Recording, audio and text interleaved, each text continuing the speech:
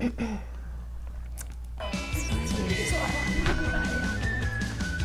sitting close enough?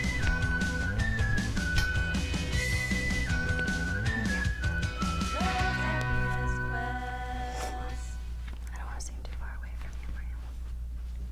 Hello, and thank you for joining us on the Happiness Quest.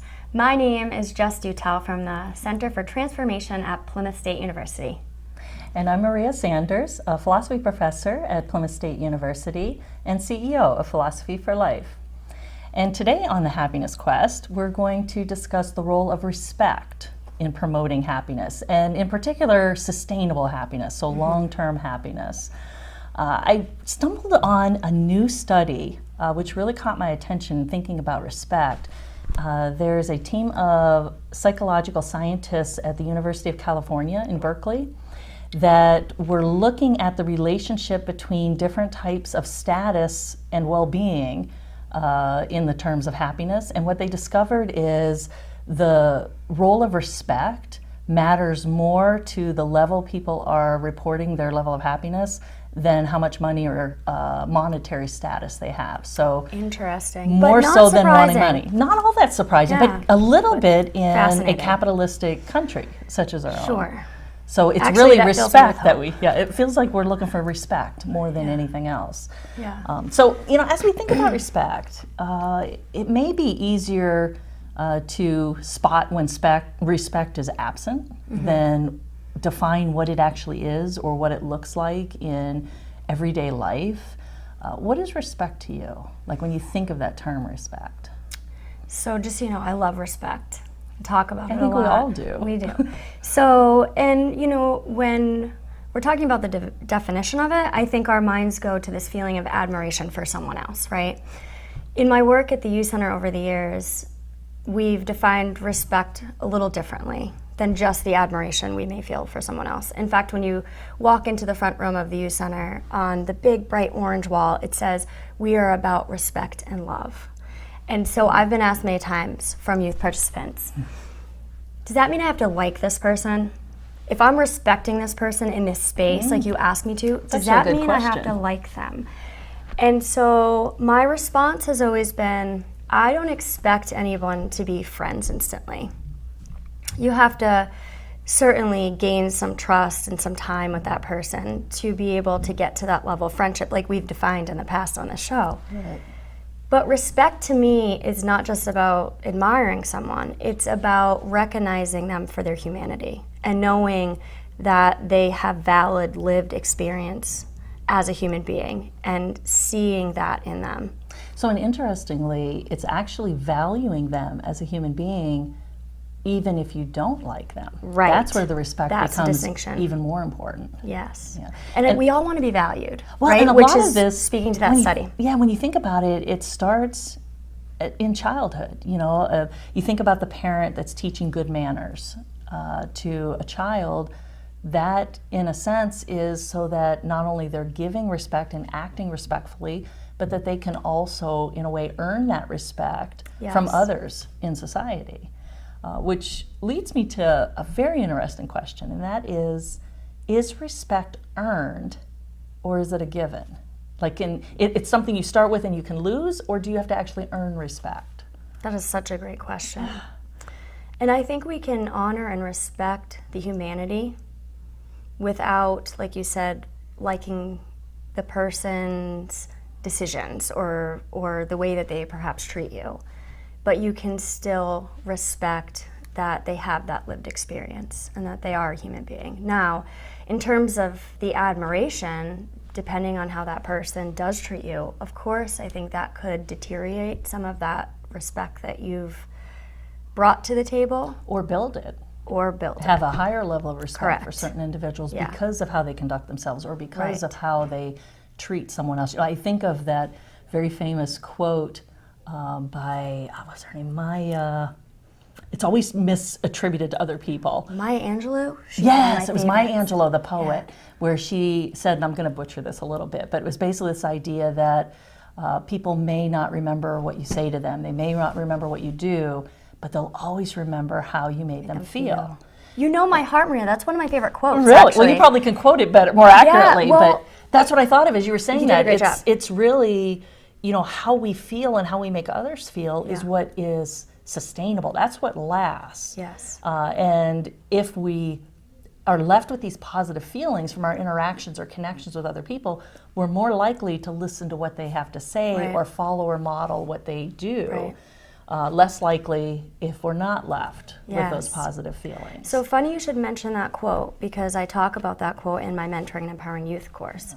And I ask students to think about their legacy, and they assume that I mean after they have passed away.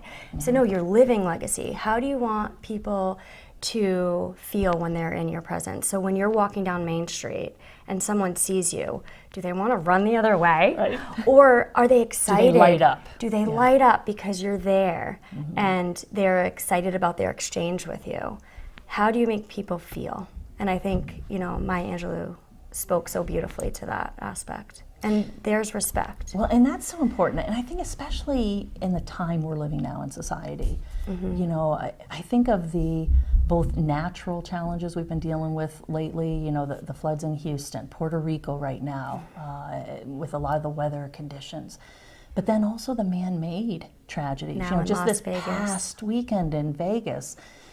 And it was so timely for me as I was preparing for this show on respect to think about what is breaking down, because there's definitely a lack of respect. Yeah. And in that sense, not the earned respect, but this, what seems to be a foundational just respect for basic humanity, a respect for empathizing that this is another person, another living creature. And as I thought about these shootings in general, Vegas, the most recent one, but we've had far too many of these senseless killings across our country and even around the world. Yeah. And when I think about the source, because we really, even though in the aftermath we try to make sense of it, there's no making sense of it because it's senseless. It's a senseless killing at a mass level. But there is still a source to it. Yeah. And so to try to drill back to, well, where did it break down? What led to this? And I can't help but notice the political go-to always seems to be gun control. And we're there already with the Vegas one. And again, we have people coming out very passionately on both sides of the issue. And that doesn't surprise me because the reality is there are merits to the arguments on both sides of that issue. And I don't want to make light of the gun control debate because the reality is I do think it's an integral issue tied to these shootings. Sure. But I don't feel it's the core one. Yeah, I don't feel it's the cause. I don't feel it's the main source. That from a philosophical standpoint, when I really peel all those layers back to the onion, what seems to be at the root cause is a breakdown of respect. It's a breakdown of valuing our fellow human being. And whether or not they have access to a gun or a knife or any other object that could be a weapon, if I want to cause someone else harm, I'll find a way to do that. Sure. If I don't have the desire to cause someone else harm, it doesn't matter how many automatic weapons are around me, I'm not going to pick that weapon up and cause harm. And so if we dig down to that deeper level of the person themselves. And I think we agree that, the guns are a part of it in terms of if I am feeling that despair and that pain and I have access to something that makes it very easy to take out to do a lot of damage. To do a lot Absolutely. of damage. It's the fastest, easiest way to inflict pain on other people. So that's a piece of it, but I always advocate for getting to the root cause of issues and problems because we can slap Band-Aids on things all day, right? But until we truly dig deeper and understand what's going on at the core of this, then we're never going to progress and make lasting change, right? And so I feel like, talking about this with my own children, one of my sons said, that person probably doesn't have many friends. And I found that striking because as I watched the news coverage, neighbors didn't really know this individual, this individual seemed like an okay citizen. I don't know, because I don't really know him very well, is basically, what kept being repeated. The one person that I saw talk about the individual who might have known him better is the brother. Right. Yeah, I saw some interviews with But the brother. there's this concern that I have about the lack of connection, and which I think then leads to lack of respect. Because if I don't know this person, how do I build respect for Well, this it's definitely easier to desensitize and devalue, you know, that other, if we feel less connected to the other person. Right. I guess where my mind went as I was listening to all these interviews was the flip case. And this may be my naturally optimistic personality, but I was immediately taken to, this takes a lot of time and energy and planning, and in every one of these cases, you know, when you hear about these mass shootings, it's not something that's typically in the moment. They had to get the guns, they had to plan the location, they usually have an event they're targeting. If they took all that same time and energy, intelligence, and put it towards kindness or towards positive acts, where could that take us as a society? And so again, yes, in these moments where you have people striking out in such a negative way, they're feeling pain and they're feeling disconnected, as you bring, but sadness, or they're feeling nothing. Value. They're feeling so disconnected that they're numb to all of it. What if we replace that feeling of pain or that feeling of numbness with a feeling of gratitude, with a feeling of love, with a feeling of kindness, feeling connected? You know, that when I don't know about the Vegas case because I just haven't heard enough about the actual shooter there, but I know in many of the previous cases, the individual wanted to feel something, so pain was an easy go-to. You know, they could instill this pain on others and see that pain, and it was quick. But the reality is, and pain's a powerful feeling, but so is love. In fact, love tends to be slightly more powerful. It doesn't seem to be as easy to get to that quick fix on it, though, because it requires more of these connections. It requires that. So I brought something. And no doubt, love is what we need more of in the world. And I think it's really important to say that our hearts and our thoughts are with the families absolutely. of the victims in Las Vegas, because it's a tragedy. And what worries me is that in our society we may start becoming numb to each other, you know, because it's occurring on the news. And what does that mean for us? Because we are so connected. And when the numbers are higher too. Yeah. I really like the fact that a lot of the media sources are talking about individual victims and, you know, like, this is a person, this is what we lost in this life. Yes. That it's not simply this numbers game of, okay, we have 58, we have this many injured, you know, 200 plus, or it's not numbers. Human it's beings people. can't be reduced to a number. Right, and so that connection needs to be there, even in how we're thinking about the events in the aftermath. But the timing really was on point for me in a, again, kind of almost a juxtapositioned way, because I was, as you know, leading a writing retreat up in Pittsburgh, New Hampshire this past weekend. And I stopped on our way to Pittsburgh in Colebrook, wonderful little art shop there that I love to stop in, and Fiddleworks is called, and they had these happiness seeds. And of course I thought of you right away. I love it. Thought of you right away. Speaking of love. And I had not seen them before. It was the first time I saw them, but it's an artist out of St. Louis. Mark Barella is his name. And this is his story, that basically he started creating these seeds from his leftover clay when he would make pots and cups and so forth. Seeds of Happiness started out as leftover lumps of clay I made into little smiles to give out to friends who were going through hard times and needed a little smile. That was in 2006. Since then, I've given out thousands of smiles by folks and by handfuls at a time. In turn, they share them and their story with their friends in need that need a smile.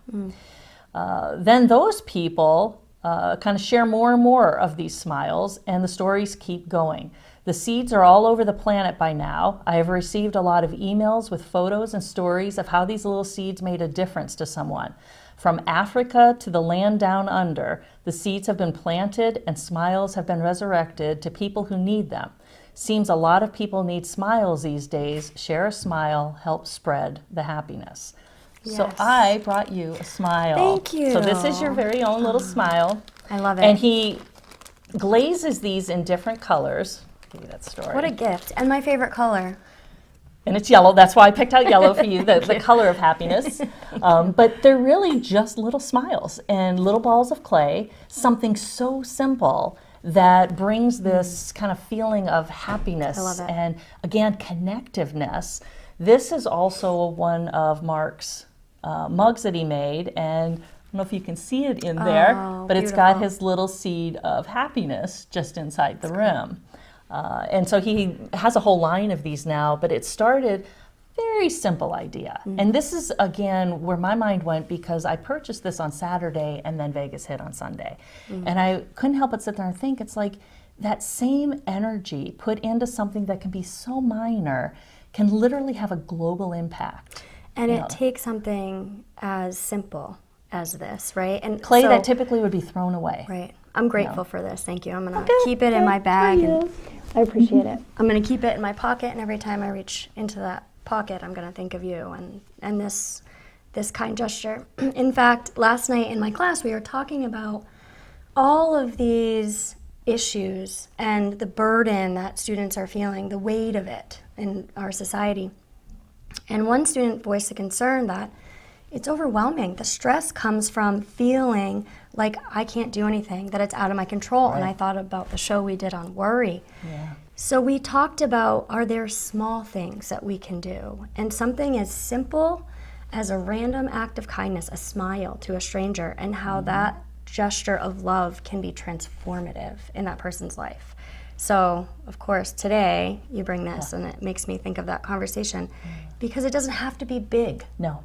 In fact, the greatest things usually start very Yes. small. That they're Yes. not large beginnings. It's the endings that end Yeah, up we being can all great. do something to reach out and to connect and to show that respect, right? Right. So we've been talking so far about respect really at a social level, you know, how this sharing of individual respect impacts groups of people and our society. But as I think about respect, it really seems to me anyway that it starts with self-respect. It starts really with the internal looking of the individual, which we're finding in so many of our shows. As we look at the various elements in the science of happiness, it tends to have this internal view where it begins. And so one of the things I did pull as I was preparing for the show was a list of variables, or they call them ideals, fundamental to self-respect. This was written by Sean Jackson, and it was for a website called Good Choices, Good Life. But I liked the list. He came up with like 10 components that, as you're thinking about what self-respect actually means, because a lot of times we toss these terms around, but we don't really stop and think about, like, what do we actually mean by that term? And I couldn't help but notice a lot of the items on his list are things that we've talked about that are directly correlated to happiness as well. The first one being an honest person. So that integrity assists with us having respect for ourselves as well. Valuing academics and other forms of education. Now, I thought that one was kind of interesting. When I first read it, I'm like, okay, is this self-serving? Is this an academic saying we should value academics? But as I read further into his explanation, really what he was getting at was that knowledge and continuing to grow as an individual is vital to self-worth and self-respect. So it's not so much that every individual absolutely should be in a formalized education system like going to college or going to a postgraduate degree, although I highly recommend those being in academics. That's not essential. What is essential is that we continue to learn and we continue to expand our horizons. And have that curiosity as That's we move it, through the the world. knowledge base, so that we want to ask questions and not just kind of go with the flow of whatever's being fed to us as trying to make sense of things, even things that can be very devastating. You know. Understanding the impact of proper nutrition and exercise. You know, on the one hand, I think we're all aware that healthy living and healthy lifestyles are a positive, but we don't always stop and think about all of the ways that it impacts us when we're not living a healthy lifestyle. And one of them is we do see a direct correlation to how people view their own self-worth and the extent to which they respect themselves. And some of it is that the balance within their physical body is out of balance because they're not getting the proper nutrition. Right. So when we think about our mind making sense of things, it has to be in a healthy condition, a healthy state in order to arrive at. Mind, body, spirit balance is so integral to the experiences that we have. Place. Absolutely. Understanding financial responsibility. You know, again, in a capitalistic driven society, that makes a lot of sense that if I'm worrying about how I'm going to stretch, you know, my paycheck just to cover the bills, I'm probably not spiking in levels of self-worth or self-respect. But if I have control over my finances, and sometimes what that means is simplifying my life, you know, really taking a look at what do I actually need. And not so much what perhaps an expectation externally is, but what actually lights me up again as an individual, and targeting my finances towards that. Learning to listen, a very, very valuable one, because once again we respect the beliefs, the ideas of others, then that's a mutual thing. The respect comes back. And listening requires that we're present. Another good point. How often do we listen with thinking about what we're going to say, how we're going to respond, right? So we're listening, but the goal is, in what way am I going to respond to this? So we're already on to the next thing. Right, instead of listening to understand. Right. That's an excellent, excellent point. Understanding the value of good manners and good conduct. And again, if I'm treating others with respect, it's this idea that it mutually comes back. Learning to accept personal responsibility for our own conduct. I think that's another one in our current society that tends at times to be a little lacking. You know, we are quite ready to blame it on technology, or blame it on a gun, blame it on something else, when we have to start with the decisions being made ourselves, you know, those individual decisions. So personal responsibility. And this one I was so glad he included, because I think it's become a little distorted in current society, and that was learning when and how to apologize. Yes. Yes. I'm a recovering sorry person. Honestly. You apologize for everything? I'm a recovering perfectionist, and I always say sorry, even when there's nothing to be sorry for. So I'm really trying to be intentional. Should I own this? Right. Or is it mine to say sorry for? And if it's not, then perhaps I'm taking the meaning out of what an apology is, right? Right. It does. In a way, it values an apology, because you can't really mean it if you're applying it to everything. Right. And the other side to this, and it was actually a movement through the discipline of business, where apologizing was suddenly equated with a sign of weakness. And I still hear this from time to time. In fact, a lot of where the research focused was females tend to apologize quicker than males. And they're like, you need to stop doing that. It's a sign of weakness. And I have a real problem with that, because the reality is a true apology, a genuine apology, is not a sign of weakness. It's a sign of courage. And a sign of taking responsibility Yes. for what I've done. Absolutely. It's this apologizing for everything that is a sign of weakness. And there's a tipping point, and I think for me, in my own personal experience, I tend to say sorry quickly because I want to own what I need to own. And I do think it's about valuing courage and being able to take responsibility.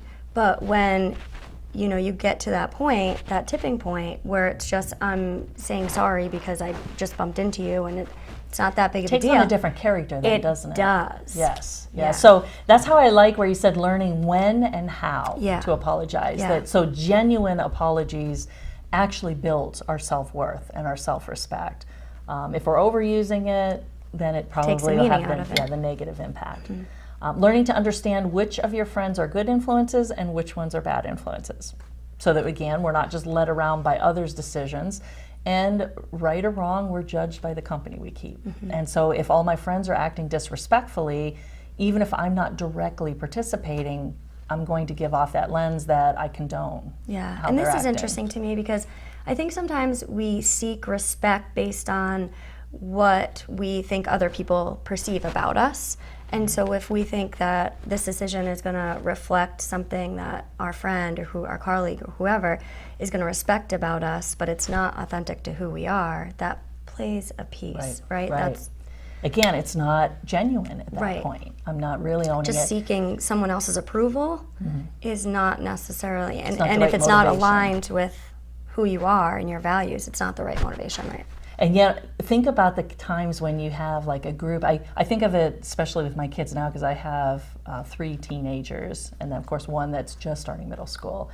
But when they're with their group of friends, and if they, either within their own friend group or another friend group, if someone says or does something that's inappropriate or disrespectful, it always kind of makes my heart flutter a little bit in a positive way when one will speak up and say, yeah, man, not cool.